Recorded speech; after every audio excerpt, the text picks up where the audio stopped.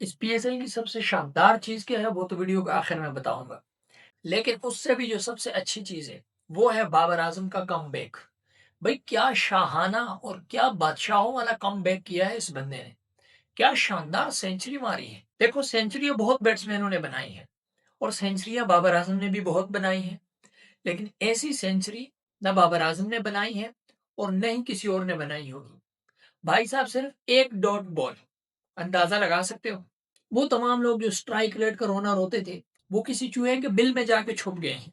भाई क्या कमाल की शॉट्स हैं। बाबर आज़म की पटारी में ऐसी दिलकश शॉट्स हैं कि आँखें खेरा हो जाती हैं। वो कवर ड्राइव, भई वो उसको कवर ड्राइव नहीं कह सकते। उसको नेटफ्लिक्स की कोई सीरीज़ कह सकते हैं। और मेरे ख़्याल से पीसीबी हो, पीएसएल हो, जितने भी मैनेजमेंट है, वो बाबर आज़म की कवर ड्राइव पर एक अलग से सब्सक्रिप्शन रख लें, कि भई ये कवर ड्राइव देखनी है, तो तुम्हें अलग से सब्सक्रिप्शन लेनी पड़ेगी। एक अलग से बाकायदा फ़ीस लेनी पड़ेगी। भई ऐसी दिलकशी, ऐसी खूबसूरती के क्या कहने। और कल वाली तो इतनी खूबसूरत शॉट्स थी कि दिल, आँखें, गुर्दा, फेफड़ा सब बाहर निकल आए। भई ऐसी कमाल की बैटिंग कि परिंदे भी जाते हुए टिकटिकी बाँध के देखने लग जाएँ, कि भई बाबर आज़म बैटिंग कर रहा है। मैं कहता हूँ ये बैटिंग फ्रेम करके आइंदा 4-5 हज़ार सालों के लिए रख दी जाए। 50,000 साल बाद जब लोग आएँगे, उनको बताएँ कि भई कोई बैट्समैन आया था। क्या दिलकशी है और क्या खूबसूरती है बैटिंग की। और एक्स्ट्रा कवर के ऊपर जो छक्का था, भाई क्या बताएं उसके बारे में।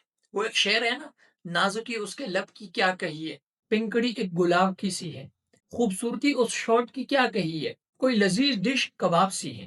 भाई बाबर आजम की बैटिंग देखते हुए ना आपको यूं लग रहा है जैसे आप शाम की चाय पी रहे हैं। अफ्तारी के बाद जो चाय का पहला घूंट होता है, जो लुत्फ उसमें है, वो बाबर आजम की बैटिंग में है। भाई stress free, tension free, depression free कर देने वाली बैटिंग है।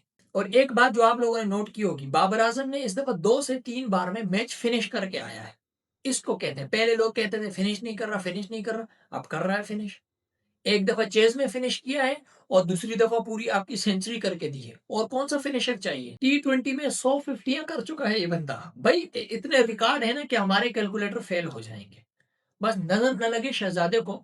वैसे तो जो पीएसएल के सीईओ हैं, उन्होंने वो सलमान नसीर, उन्होंने कुछ 5-1 हज़ार मेरे ख़्याल से वो वारे थे, जब वो पिछली इनिंग खेल के आए थे कि भई शहज़ादे को नज़र ना लग जाए। और वो 5,000 का नोट था या जितना का था, भई बाबर आज़म के पास करोड़ों रुपए हैं।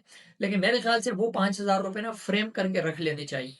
देखो इनाम के जो पैसे हैं ना, वो अलग वो होता है। जब हम छोटे होते थे, हमारे पास थोड़े बहुत पैसे होते थे, जो 5-10 रुपए इनाम के मिलते थे ना, उसका एक अलग ही मज़ा होता था। बाबर आज़म के करोड़ों रुपए एक तरफ, लेकिन ये इनाम के पैसे एक तरफ। और बाबर आज़म की क़यादत में पेशावर ज़ल्मी भाई टॉप पर है, वो भी अनबीटन। भाई अंदाज़ा लगा सकते हो क्या? और पेशावर ज़ल्मी की क्या किस्मत खुली है इस दफ़ा। कुशाल मेंडिस हो, वो भी जो है ना तूफ़ानी बल्लेबाज़ी कर रहे हैं। और तो और आप इफ्तिखार अहमद को देख लें। भई वो श्रीमान बना हुआ है, वो मुरलीधरन बना हुआ है, कोई माइक अलाल उसको खेल नहीं सकता है। वो 4-4 विकेटें ले रहा है और 4 ओवर में वो 10-10, 8-8 रन्स दे रहा है। अंदाज़ा लगाओ भाई। बस दुआ यही है कि पेशावर ज़ल्मी अनबीटन रहकर ये अपनी ट्रॉफ़ी उठा लें। भई कमबैक हो तो ऐसा, वापसी हो तो ऐसी। भई तमाम के तमाम लोगों के मुँह बंद कर दिए। जो बंदा जो एतराज़ करता था, उसको उसका जवाब मिल गया है। स्ट्राइक रेट का जवाब मिल गया है, छक्के नहीं मार सकता उसका जवाब मिल गया है, चौके नहीं मार सकता उसका जवाब मिल गया है, स्ट्राइक रोटेट नहीं कर सकता उसका जवाब मिल गया है।